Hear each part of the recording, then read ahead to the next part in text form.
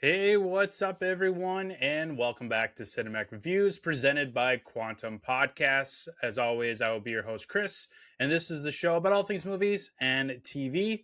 Well, we continue our journey through the MCU with today's Marvel Friday episode on Avengers Infinity War. I'm super excited that we finally reached this point. To me, Infinity War and Endgame is peak MCU. I don't think we're going to hit a point as exciting, as thrilling, as emotionally damaged than this point here with Infinity War and then capping it off with Endgame, two of the biggest films to come out of the Marvel universe.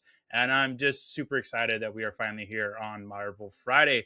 But before we get into that, we're going to go over some Oscar buzz that just recently happened this past weekend. We'll go through all the picks that I got right and the ones that I got wrong, which I did get a bunch of them wrong, which is very disappointing. But as I've said on the show a lot, I don't really watch or focus on the Oscars anymore. It seems to be a big political statement and just another award ceremony to pick and choose who they feel is the best. Of course, that's going to differ from all of us as viewers.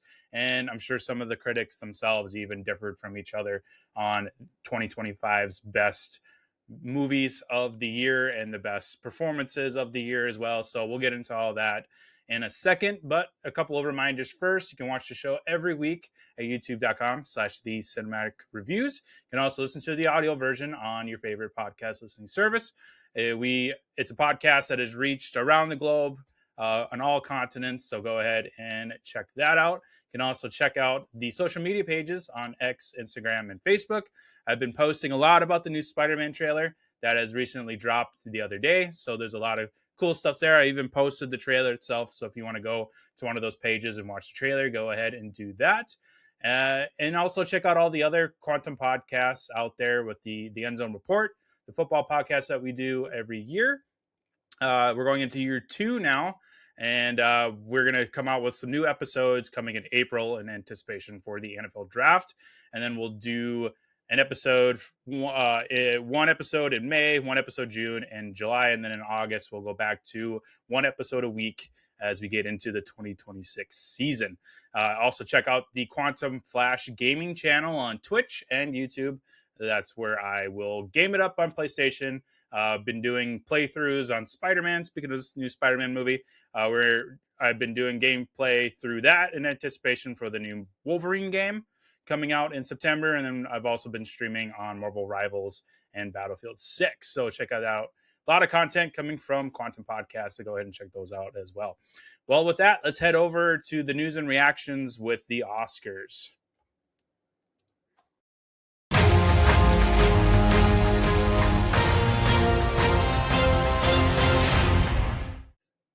I already posted this on the socials after the Oscars happened, but I ended up getting 12 right, which is pretty solid. I think that's the most I've gotten so far in all the years of doing the picks for the Oscars. We'll run through the heavy hitter ones here, like Best Picture, Best Actor, Best Director, and then we'll kind of speed through all the other ones. There was a category that I apparently missed, or I just didn't know was even a category, since I haven't really watched the Oscars since probably the Will Smith slap. But before that, I've never really watched the Oscars as well. And that is Best Casting. The nominees were Hamnet, Marty Supreme, The Secret Agent, Sinners, and One Battle After Another. And it looks like One Battle After Another won that. So I'm going to have to make sure next year that I include Best Casting, because apparently that is one of the categories now. So going up to the heavy hitters here, we've got Best Picture. That's usually the biggest one of the night. My pick was Sinners, the Ryan Coogler horror film starring Michael B. Jordan. But One Battle After Another ended up winning, Paul Thomas Anderson's film starring Leonardo DiCaprio, which not too upset about that one. Like I said on the last episode when I was giving you guys my picks, I said it was going to be either One Battle After Another or it's going to be Sinners this year. Those two were going to be the two movies battling each other in a lot of these categories. Best Picture ended up going to One Battle After Another, so I ended up getting that one wrong. Best Actress, I did get right. This was Jessie Buckley for her performance in Hamnet. Beautiful film. Go ahead and check that out. Hamnet is still on Peacock right now. That's where I was watching it.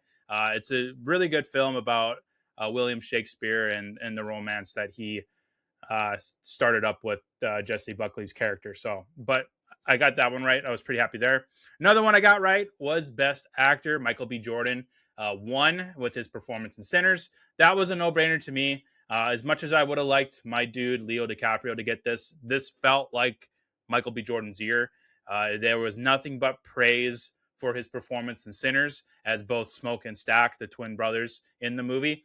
This was well deserved, and this was his to lose for sure. Best Director, I thought, with Sinners winning Best Picture, they would coordinate with the Best Director in Ryan Coogler, but they did pair, which I like to see. There's been past Oscars where the director and Best Picture doesn't match up together, which I think is insane. But it's good to see that they did match up director and Best Picture. So one battle after another took Best Director for Paul Thomas Anderson as well. Best Original Song, I did get this one right. This was Golden from K-Pop Demon Hunters. This was, again, I think similar to Michael B. Jordan. This was K-Pop's to lose. It is like the number one song of the year. It basically sums up 2025 was Golden. So that was a good one there. Best International Feature, Sentimental Value, end up taking this one. I believe I got this one right as well. Let me double check the notes here. International Feature. Where did I have that? Nope. I ended up picking Secret Agent. So that one I got wrong. Best Cinematography was Sinners. This one I'm pretty sure I got right because that seemed like a no-brainer. I picked Sinners for a lot of these ones. Yes, Sinners did win, so that was one of them I got correct as well. Let's skip ahead to the supporting actor and supporting actress, and then we'll speed through the rest of these since there's quite a bit. Best Supporting Actor, I got this one wrong. I thought Benicio del Toro was going to win this one for his performance in One Battle After Another. I did get it kind of half right. They ended up going with Sean Penn's character in One Battle After Another, which I don't support this one. Like this one, Sean Penn was pretty good in this movie, but I just feel like Benicio del Toro just brought a lot more to it. I just didn't, maybe I'm a little biased because I didn't care about Sean Penn's character. It was kind of a character that I was just like, you could cut those scenes out and I wouldn't care. Granted, he does play a pivotal role in the movie, but I feel like Benicio del Toro should have taken this one for Best Supporting Actor. Best Supporting Actress, I got this one wrong as well. I thought, going with the One Battle After Another, Tiana Taylor would have won this, but they ended up going with Weapons, Amy Madigan, for her portrayal as the crazy witch aunt in Weapons, which great performance. But I was kind of sticking with the One Battle After Another. Lost my train of thought. The movie taking a lot of these awards, but turns out not the case. Speeding through some of these other ones, we've got Best Documentary Feature, Mr. Nobody Against Putin. I know I got that one wrong for sure because I picked The Perfect Neighbor. I thought Perfect Neighbor, the Netflix one about the shooting of the two neighbors in the community, was one of the best documentaries I've not only seen last year, but just altogether. It was really well done. It's a very emotionally scarring story that happened, and I thought this one was going to win, but I guess not. Best Documentary Short went to All the Empty Rooms. Best Visuals went to Avatar, Fire and Ash. No-brainer there. I mean, James Cameron's, visual effects are amazing. I ended up going with F1, I believe, but Avatar's got to win at least one of these awards, so why not the visual effects one? Production Design went to Frankenstein. I ended up picking One Battle After Another. Best Original Screenplay went to Sinners, which I did get that one right. Adapted Screenplay went to One Battle After Another, which I got that one right as well. Best Live Action Short, totally guessed this one, but it ended up going to The Singers and Two People Exchanging Saliva, which, interesting title. Best Casting I already did. Best Makeup and Hairstyling. This seemed like a no-brainer for Frankenstein, I think I ended up going with the Smashing Machine, but when they announced that Frankenstein got it, that's kind of where I was leaning towards, was either Frankenstein or the Dwayne Johnson's performance and the Smashing Machine, how they were able to transform him into that character for the movie. But Frankenstein, I'm not bad about getting that one wrong either. That was a tough one. Best costume design, Frankenstein. I think I picked Frankenstein for this one. Let me double check this real quick. Makeup and hairstyling. Let me check my notes. I don't see it in my notes. Oh, there it goes. Nope, I took the Smashing Machine on that one as well. Best costume. Nope, I did take Frankenstein. There we go. That was the Frankenstein pick I made. Best animated short, The Girl Who Cried Pearls. I think I picked Butterfly for this one. I don't really watch animated shorts or anything like that. Best animated feature, K-Pop Demon Hunters. That was a shoe-in. I mean, you could have convinced me that Zootopia 2 would have made it because it was a huge box office hit. But, I mean, K-Pop Demon Hunters just took the world by storm when that came out on Netflix. So that was an easy one for me.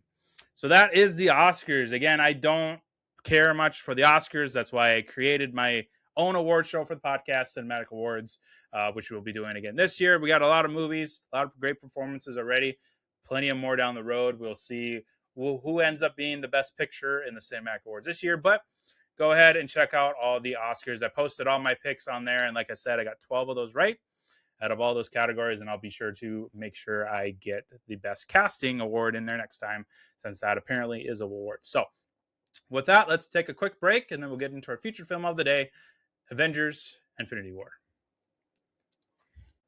This episode is brought to you by Dubby Energy. Still drinking energy that quits before you do? Stop crashing, stop shaking, and start performing. Meet Dubby Energy, clean energy made for gamers, creators, and anyone who refuses to slow down. With zero sugar, no jitters, and no crash, Dubby keeps you locked in whether you're grinding ranked, streaming for hours, or pushing through those late nights. There's no crash, no fade, just gas. Drink different, perform better. Grab Dubby Energy and use code Cinematic10 to get 10% off your order today.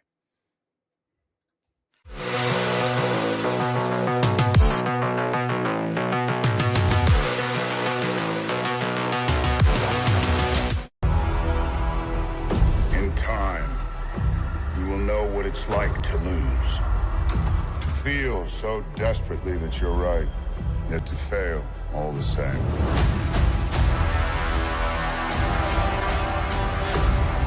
Dread it.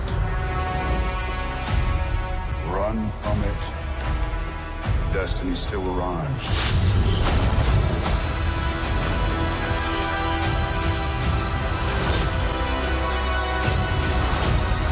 Evacuate the city. Engage all defenses. And get this man a shield.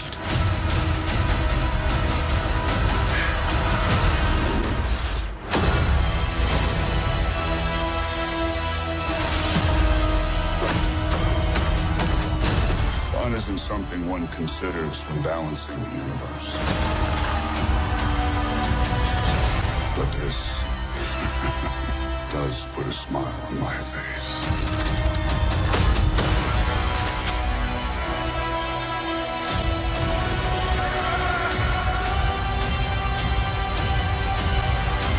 Now that we got that Oscar crap out of the way, we can get to what this podcast episode is really about. And that is Avengers: Infinity War, one of the greatest comic book movies ever made. It's like I said before, this is peak Marvel, Infinity War and Endgame. I love watching these two back to back. Now, we won't be doing that for the podcast since we're going in theater release order. We'll get a slight break here with the ending of Infinity War, leaving on a cliffhanger.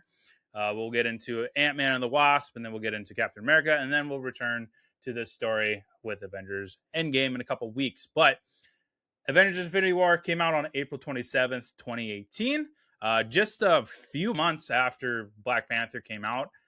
So a lot of Wakanda was thrown at us in 2018, but this was an amazing theater experience. I'll never forget opening weekend with my entire family going to this movie. We get to the end. the snap happens. We're like, holy crap, what's going to happen? And then the Avengers just start dropping like flies, getting dusted. When we got to the Spider-Man part, that's where the inner child of me died right there in the theater. And I think he's still there back in 2018 because them killing off Spider-Man like that just destroyed me. My sister and I, who we love Spider-Man, we were just we were just in shock that they went and killed Peter Parker. It's just what an amazing theater experience. This is Anthony and Joe Russo's masterpiece.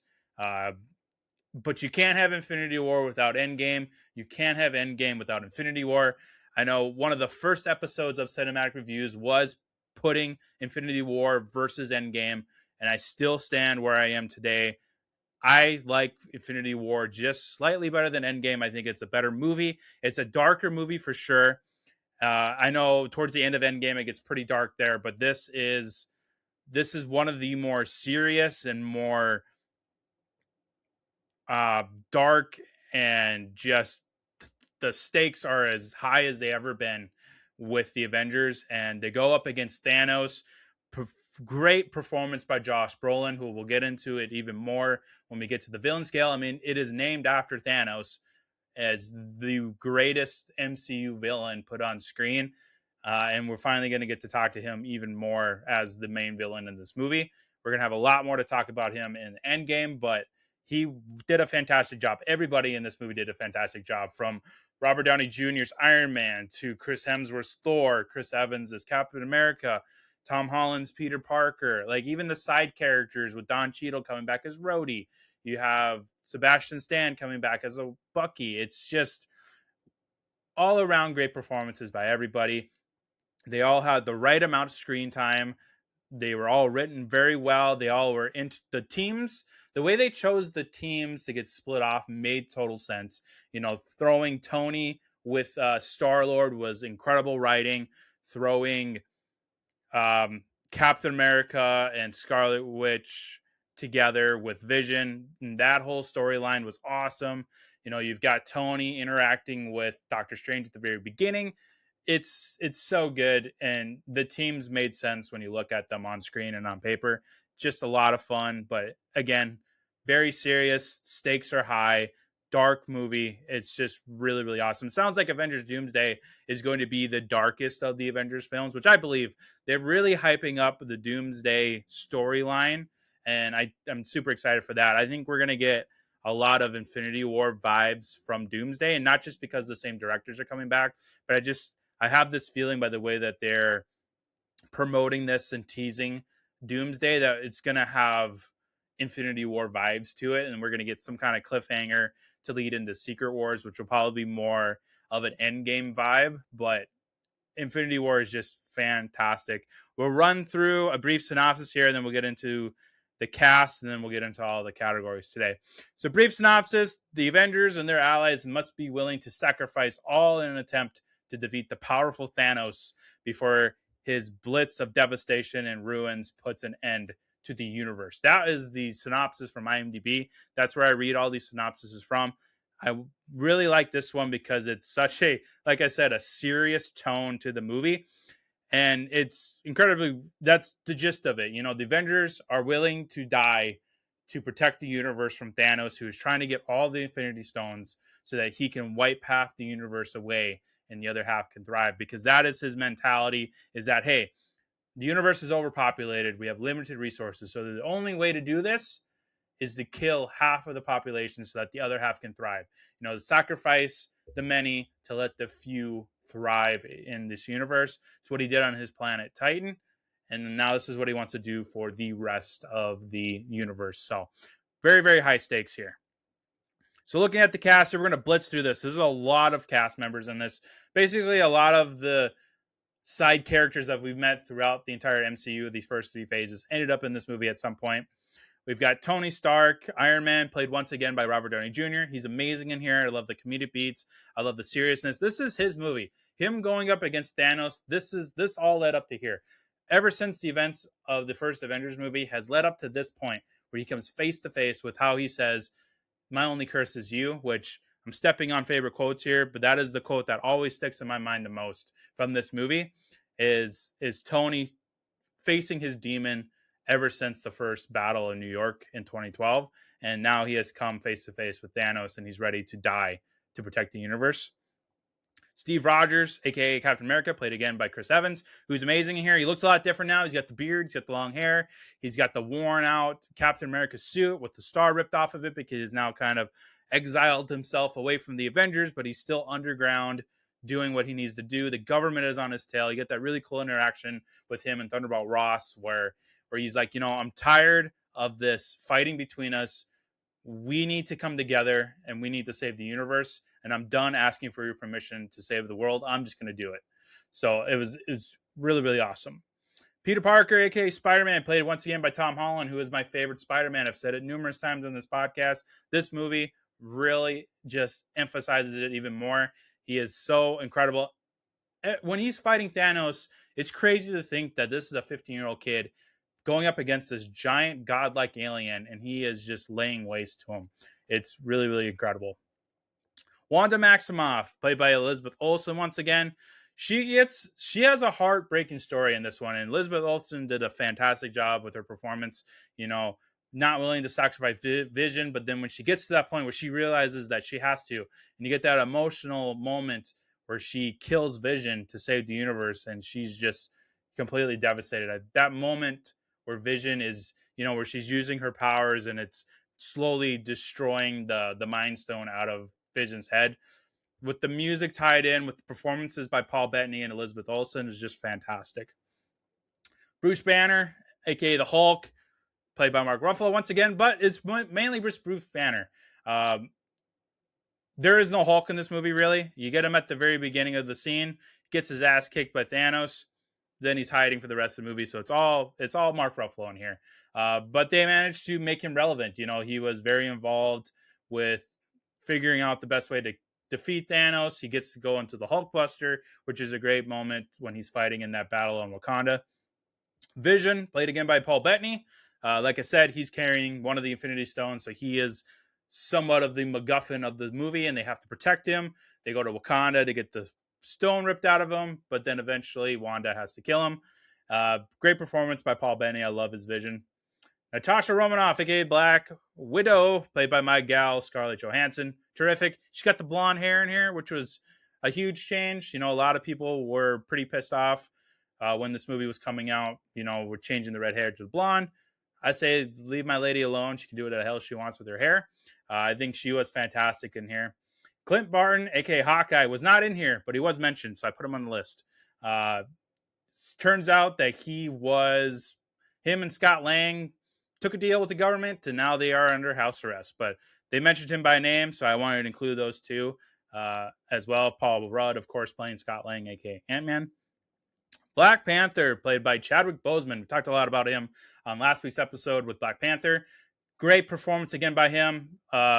In the notes last week, and I believe I have it in this week. I do not. I must have omitted it because I mentioned it last week while he was battling cancer while filming this. You could start to see in his facial region of his body that he was, going through cancer, but still terrific performance by Chadwick Boseman. I love it. Bucky Barnes, aka the Winter Soldier, played by Sebastian Stan. Not in here a whole lot. He's in a few scenes, but it's great to see him. James Rhodes, War Machine, played by Don Cheadle. Again, doesn't get too many scenes, but the scenes that he is in, awesome. Same thing with Anthony Mackie as the Falcon. He gets a little bit more to do than the War Machine and Winter Soldier, but I love seeing all the side characters from the Iron Man and the Captain America films.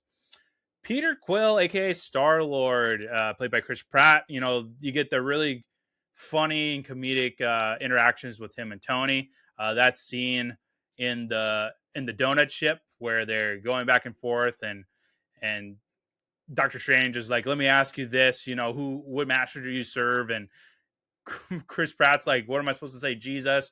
They're doing this whole thing of, who's Gamora, where's Gamora, what is Gamora? That whole scene is hilarious.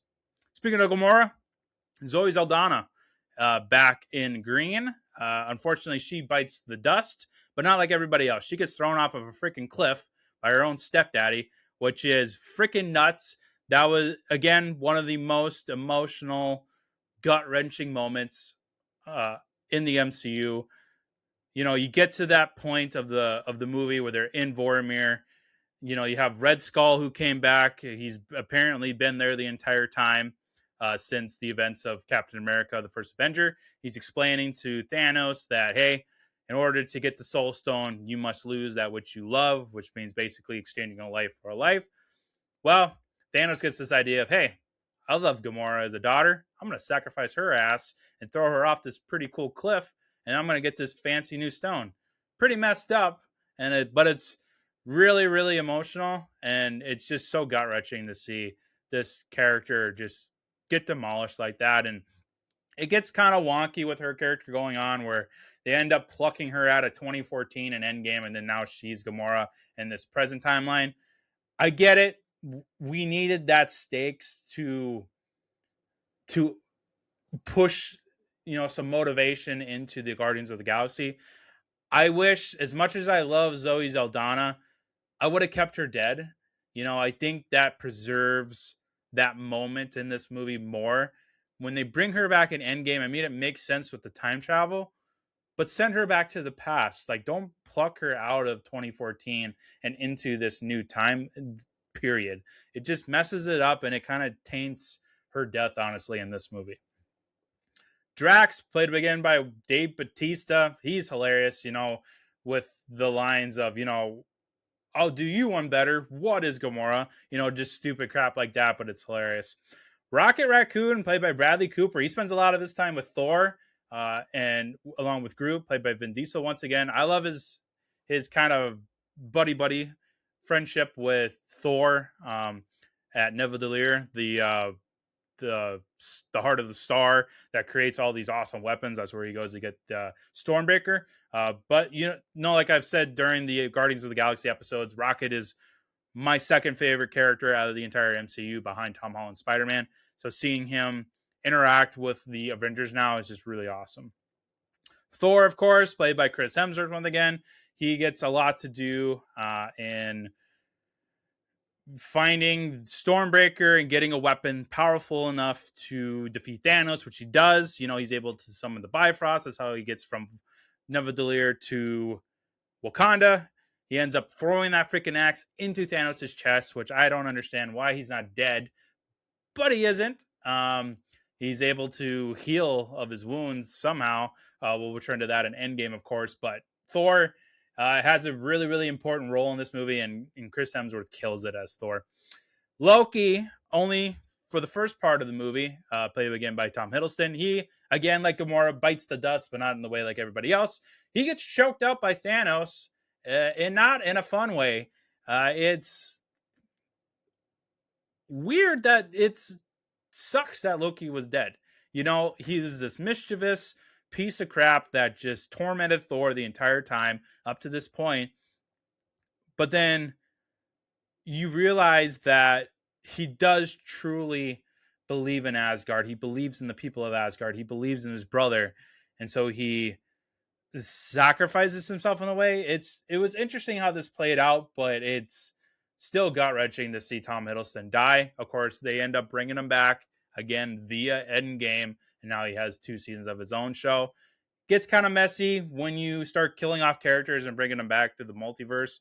That's why I'm not a huge fan of the multiverse part of Marvel. It's because it starts taking away the emotional impact that these deaths had, especially that Gamora one.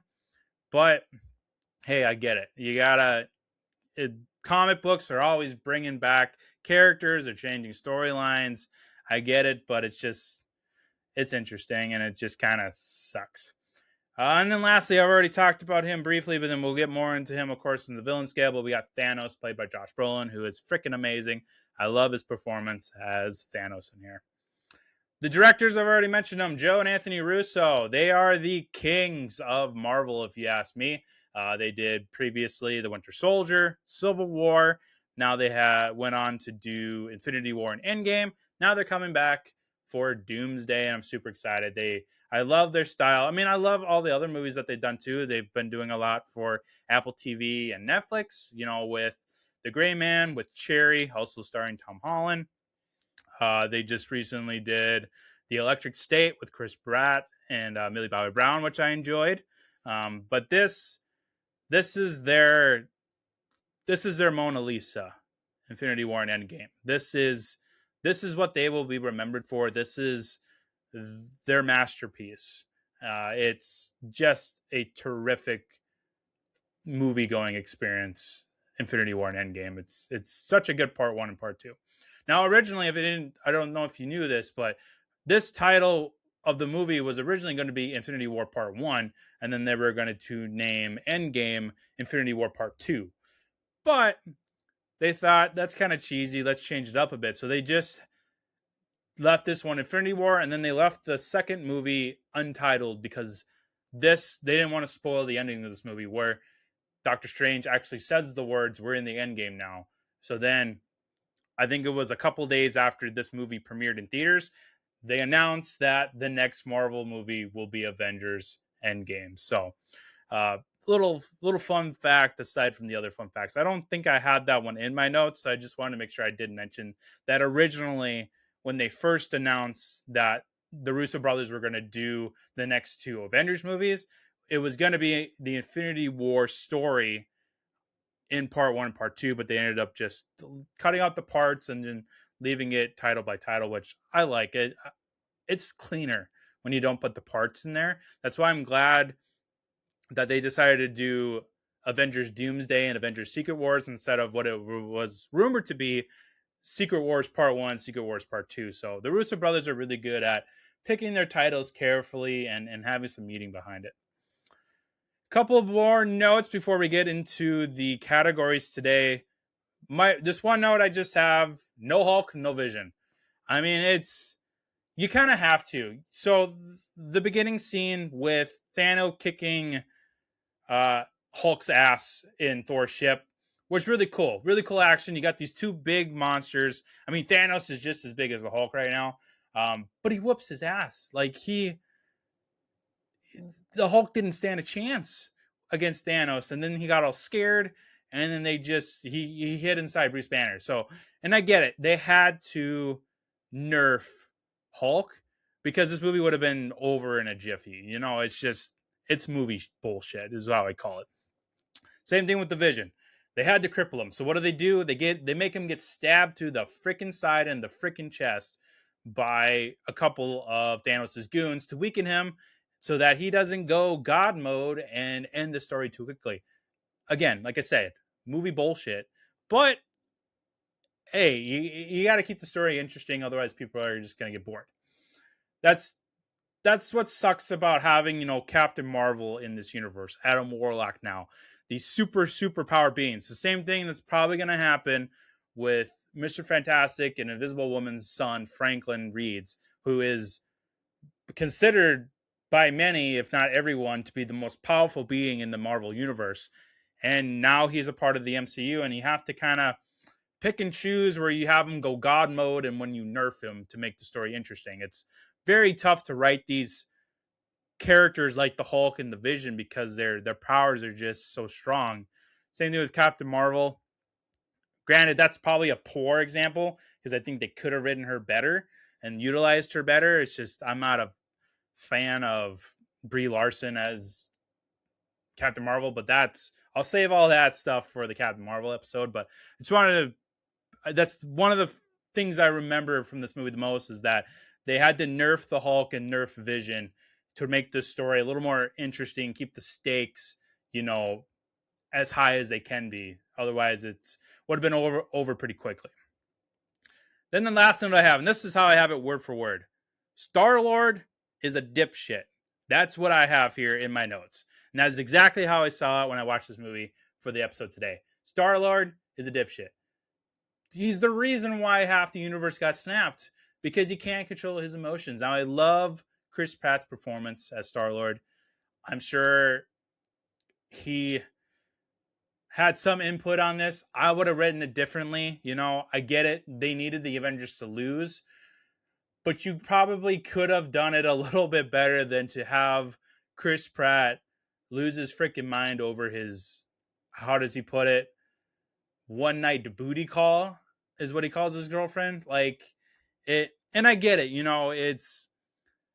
it's like finding out your girlfriend or your wife was murdered by this blue freakazoid looking for these stones. It's just, and it's a great moment. Don't get me wrong. Like everybody, everybody's holding Thanos down. You got Mantis doing her little sleepy trick. You got Tony trying to rip the gauntlet off of his hand, and you can hear him echoing in the background. Peter, don't engage. We almost got this off. And it's very, I get chicken skins just, playing that scene in my head. But they could have wrote it a little differently, because honestly, they should have won in this movie. Like Tony had the freaking glove off. Like they could have won this, but Star-Lord had to be a dipshit and ruin it all. I remember all the memes and him just getting annihilated on social media when this came out. They're blaming Star-Lord for killing the universe. Thanos didn't kill the universe. It was Star-Lord. Look, I get it, but he is a dipshit. You got a mission. Yeah, your girlfriend died. Now is not the time to grieve. This is war. This is battle. Get your head in the game. You can grieve later. I sound like an asshole right now, but that's the truth of it. And I'm sure, hey, I never been in that situation, so I don't know mentally what's going to be on. I'm just saying. I'm pissed off that they lost. How about that? So yeah, that's my note. Star-Lord is a dipshit. All right, let's get to the categories here. Iconic scenes. This was tough. There's a lot of great scenes here, but again, iconic scenes are the scenes that pop into your head when you hear the title Avengers Infinity War. So these are the 5 that I came up with. Now, of course, like I said, there's tons and tons of scenes that you could have picked here. So by all means, drop a comment down below. I want to see what you guys think are iconic scenes from this masterpiece from the Russo brothers. I'm really curious to see if you have anything that is your iconic scene that's not on this list. But let's do this. Thanos attacks Thor's ship. I've already kind of touched up on this when we were talking about Loki, but this is like branded into my brain on how this movie opens. Is one of the coolest openings to a movie ever. You got one of Thanos's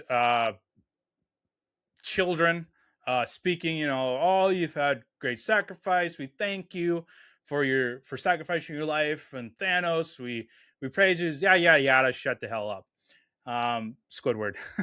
But we get to the really cool scene where you have Thanos talking to Thor and Loki. He picks up Thor. He's carrying him, and he's threatening to blow up Thor's head with the Power Stone. And you get that line from Loki where he goes, I've made a decision. Kill away. And you get that scene where Chris Hemsworth enacts perfectly in the scene. He's yelling. He's in pain. The Power Stone is ripping his brain apart. And eventually Thor has to watch both Heimdall and Loki die in front of him. And then Thor getting cast away by Heimdall so that he can try to salvage, all this stuff by sending Hulk back to Earth to warn the others. But this is a great scene. It's branded into my brain on the opening of the scene. I love it. Thanos killing Gamora and Vormir. Talked about this already when we covered Zoe Saldana, but again, this is one of the scenes that comes straight to my mind is the shot of Gamora dead at the bottom of that cliff and Thanos crying over his daughter and then eventually getting the Soul Stone. Of course, we get the exact, now this isn't a spoiler because the movie's been out a while. So if this gets spoiled for you, that's your own fault. So we get this exact moment with Black Widow when she sacrifices her life for the Soul Stone in Endgame. So it's really, really awesome that they kind of mirrored each other and it still hits. It's still gut-wrenching. One of the iconic scenes for sure. The battle in Wakanda. It's tough to just pick one scene, so I just did a blanket. Battle in Wakanda, all of it. The Thor and Captain America exchange where they're talking about each other's beard and the hair. You get Rocket asking Winter Soldier, how much for the gun, how much for the arm. You get Falcon and War Machine flying around, destroying all the Thanos' armies. It's awesome with all the different. You get the iconic Wakanda Forever for Black Panther, and you get that cool storm where you have Black Panther and Captain America racing each other to see who can get to the aliens first. It's Battle Wakanda is freaking awesome, down from the visuals to the music to the dialogue to the choreography. It's just awesome. Iron Man versus Thanos on the planet Titan. Love it. You get one of the quotes that I've already said. My only curse is you, and it's what we've been waiting for ever since the first Avengers movie. He is facing his demon, which is Thanos. He's been planning this. He's been thinking about this moment, and it didn't disappoint. This is a great action sequence between Iron Man and Thanos, where Thanos is using all the different Infinity Stones that he's collected against Iron Man, and he's holding his own until Iron Man makes the mistake and gets stabbed by his own blade. And at that point, I thought Tony was dead. I thought they were killing off Tony. Turns out Doctor Strange ends up giving him the time stone so that Tony can heal himself, and he lives because it was the only way. He saw all those millions and millions of outcomes and only one, and that meant Tony had to survive in order to snap in Endgame. It's such a powerful moment for sure. And then, of course, Spider-Man getting dusted is just burned into my brain because I am a diehard Spider-Man fan. He's my favorite superhero ever. So that is the scene branded into my brain as iconic, is Peter walking up to Tony slowly and going, "I don't feel so good, Mr. Stark." He's like, "I don't want to go. I don't want to go." This is a 15-year-old kid.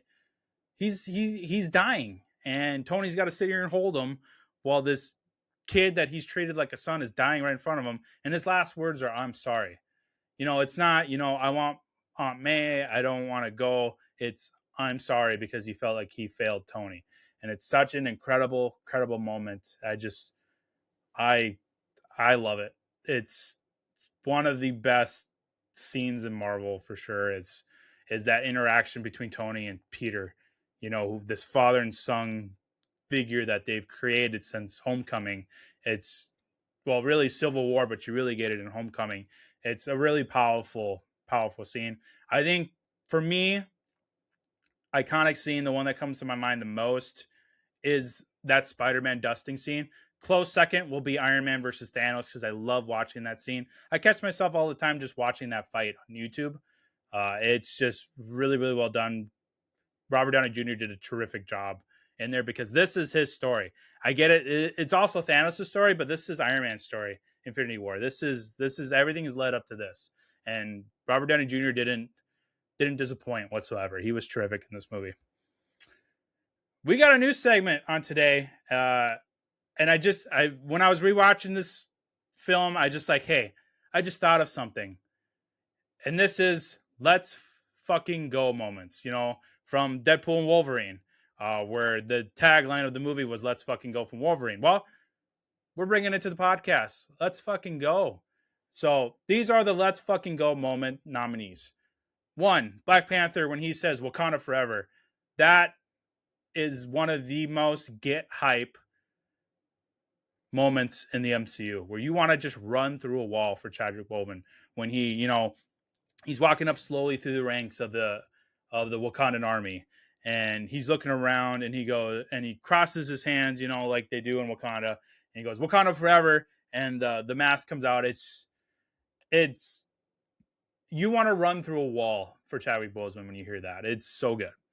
Another one, Thor arriving in Wakanda with Stormbreaker through the Bifrost. Let's fucking go is what we all want to shout when he lands and the lightning blast. It's just, it's gets everybody. Again, you want to run through a wall with Thor when you see that scene. It's awesome. Now this one surprised me a little bit, but this was a let's fucking go moment. And that is when Tony says, "My only curse is you." And it's like, let's fucking go. Let's kick this purple guy's ass. It's so good.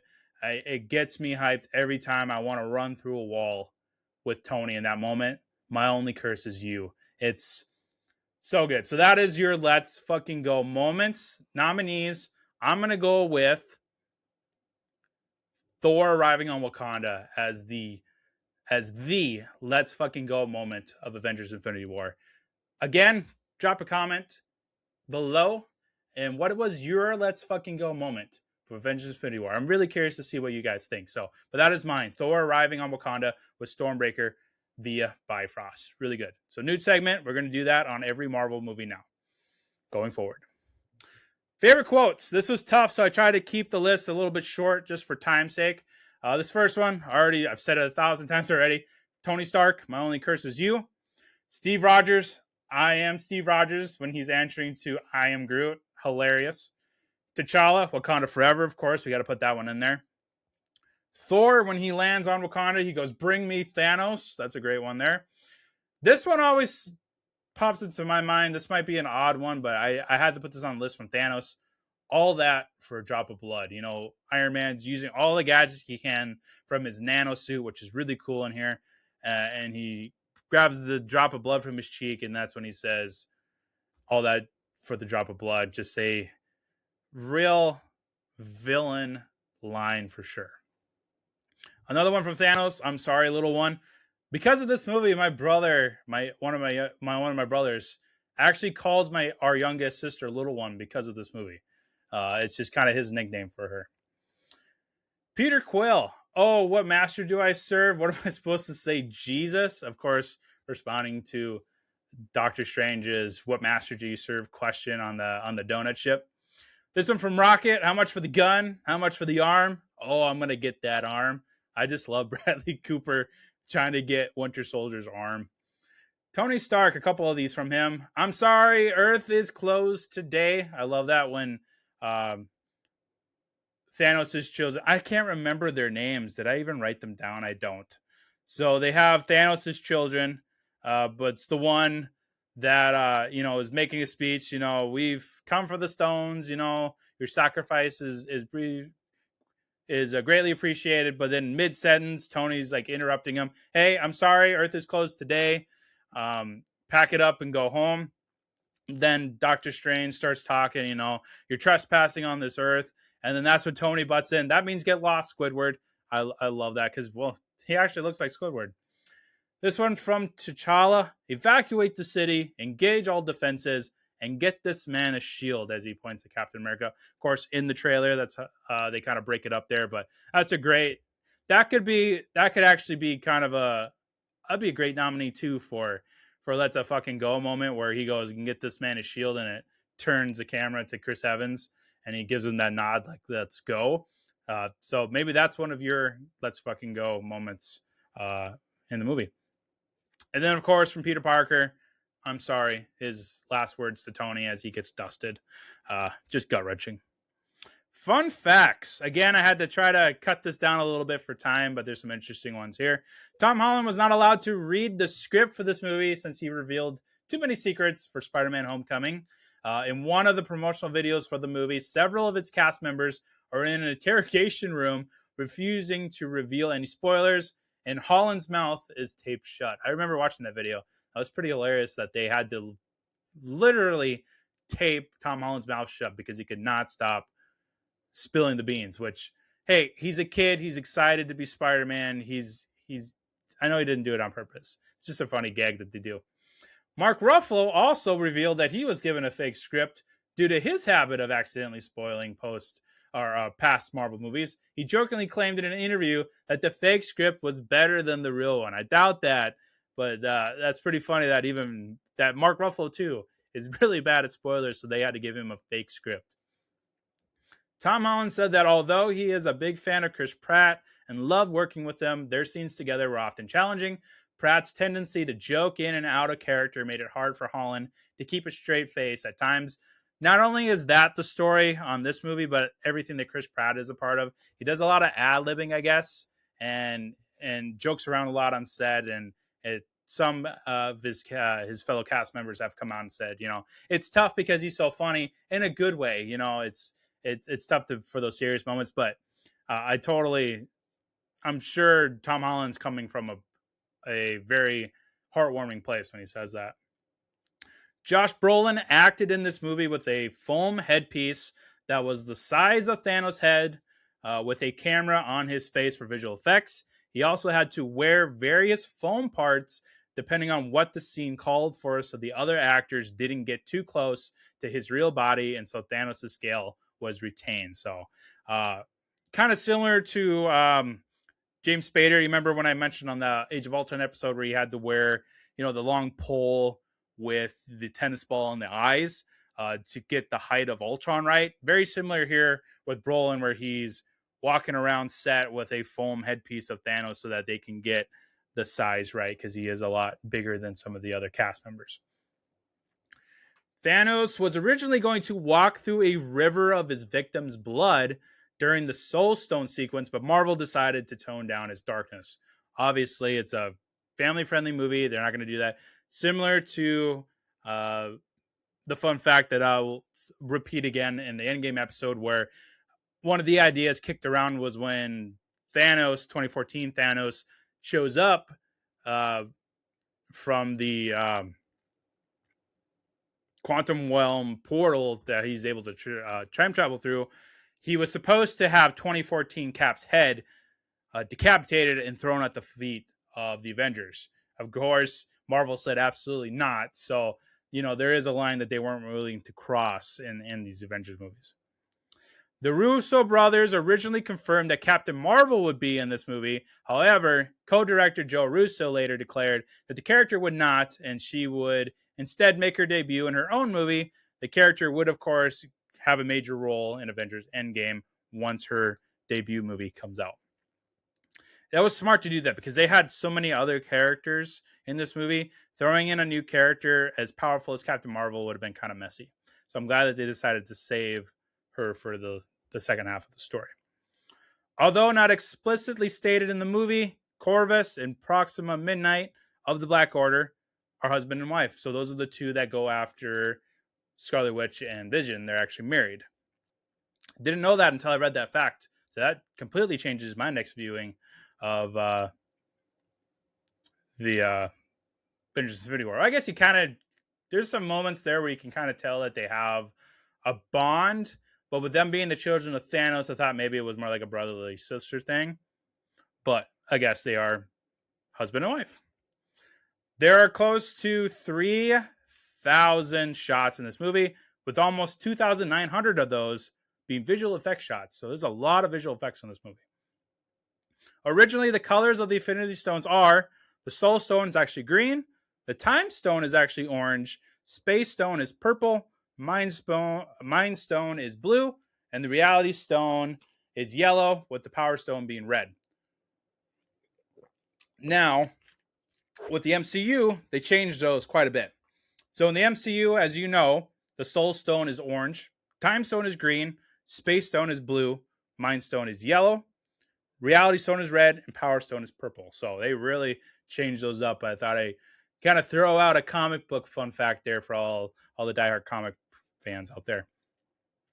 And then lastly, the river in Wakanda was built into the ground on a ranch in Georgia. There was a pump controlling the water and able to pump out 30,000 gallons of a minute. That's a lot of water. So that's pretty cool that they actually built a river in Georgia for this movie. So that kind of just wraps up the overall review of the movie. I really liked it. It's so many good things in there, so many good scenes, but especially those 5 iconic scenes. Again, throw in the comments below, what is your iconic scene? What's your favorite scene? What's your favorite line? What's your let's fucking go moment in Avengers Infinity War, the new segment that we're going to be doing on every episode now going forward with Marvel Friday. This movie is one of the greatest comic book movies, if not the one of the. It's just so amazing. It's my favorite of these two in the battle of Infinity War versus Endgame. I know a lot of people, they prefer Endgame. They think that one's a better movie. Hey, you're entitled to your opinion. I love it. I love Endgame. But Infinity War to me is the one that I look forward to the most out of the two. You wouldn't have Endgame without Infinity War. It's got so many stakes. It's darker. It's just so well written. The story is great. It's just, I prefer Infinity War over Endgame if you had me choose.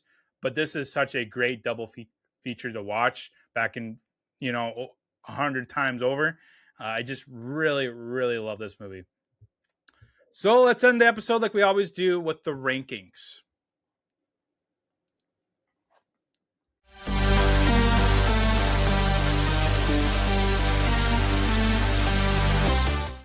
All right, so we'll do the MCU ranking, then we'll do the villain scale, and then we'll end it off with the popcorn rating.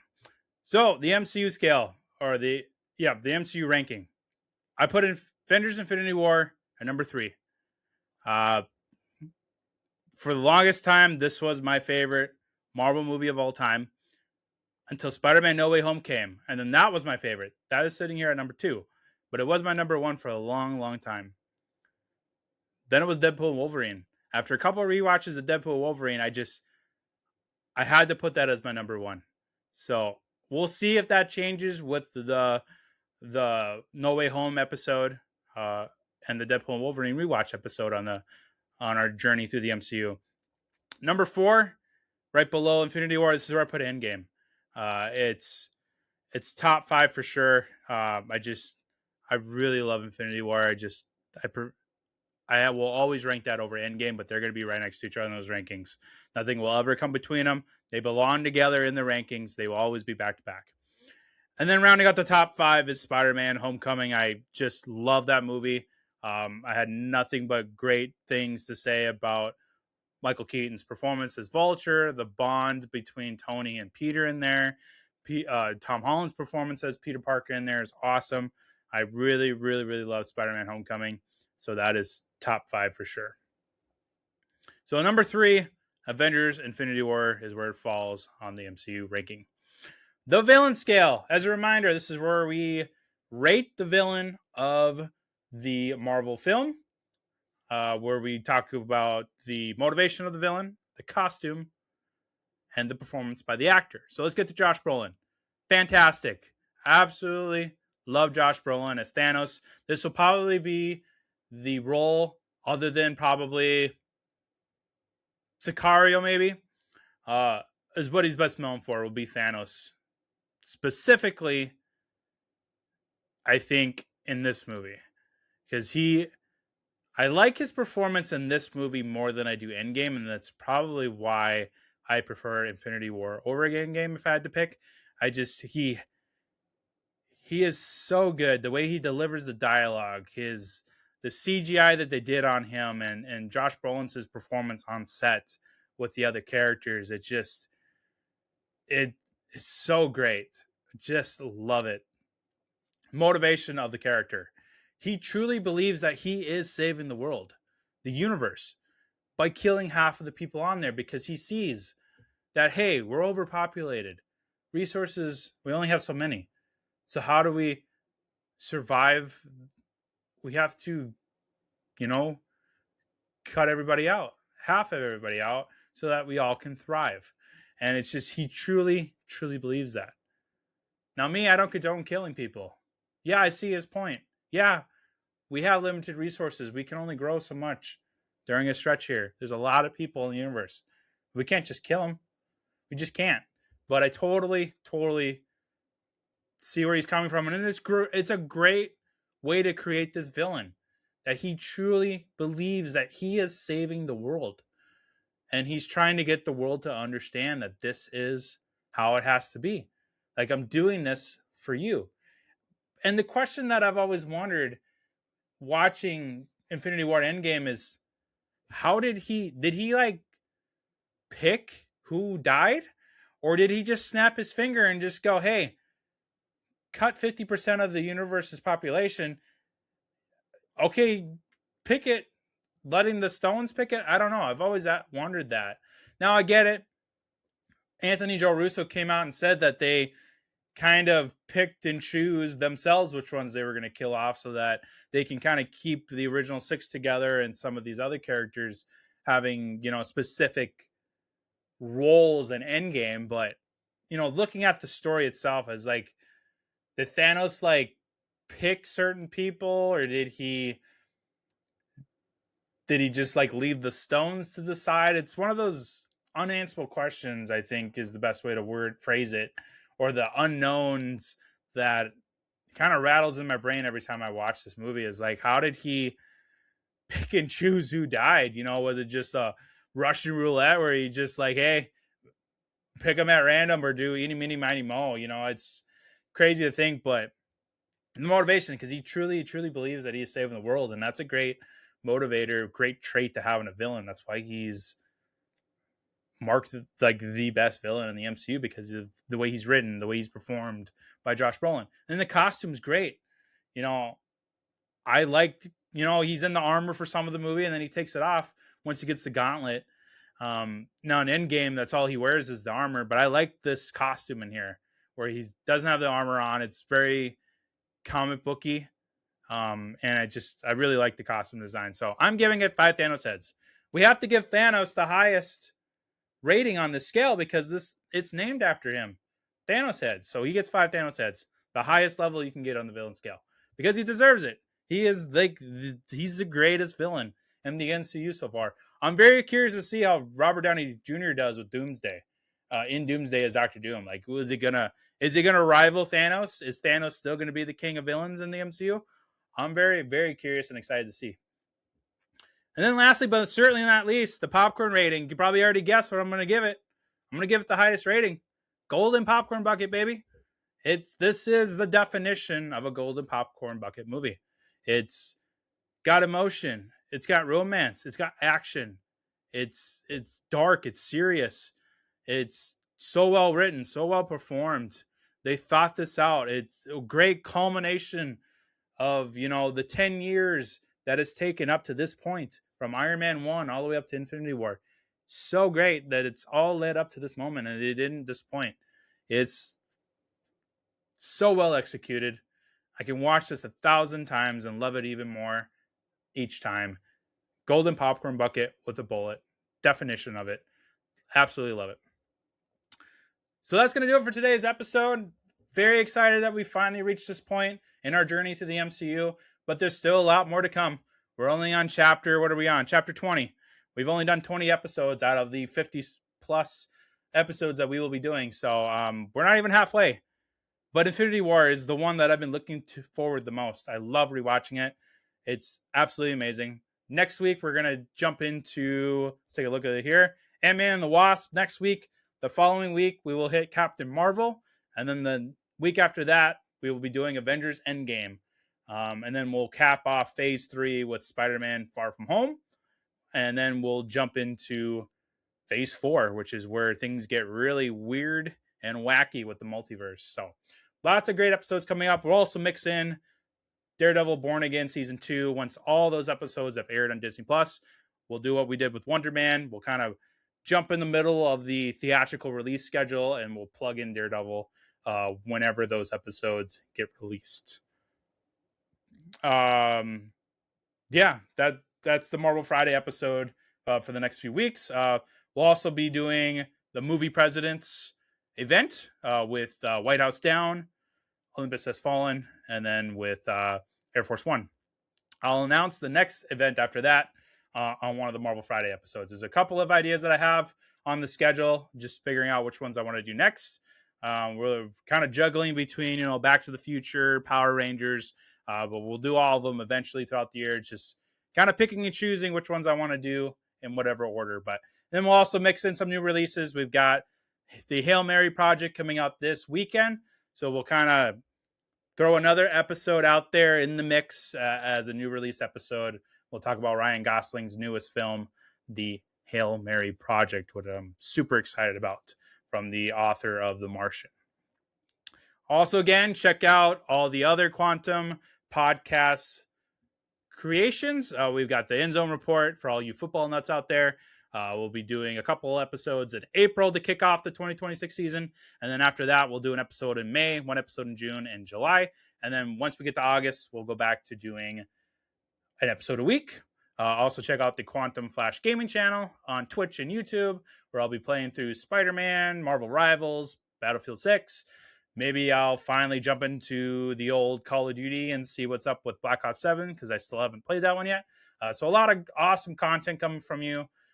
Coming your way from a Quantum Podcast. Go ahead and hit the follow, subscribe on the channel. It helps out a lot, and I appreciate everybody who has supported me so far. You can also check out TikTok. We are now on TikTok, so go check out Cinemac Reviews over there. And then also check out Facebook, Instagram, and X as well. Check out all the Spider-Man stuff. Spider-Man Brand New Day that I've been posting. That comes out on July 31st. Super excited for that one. That is probably my most anticipated film of the year. It may as well be the movie of the year. We will find out, but I'm super excited. A lot of great stuff coming out. But that is going to do it for today. Have a great weekend, everybody. Hopefully you all, for those that are into the March Madness, good luck on your brackets.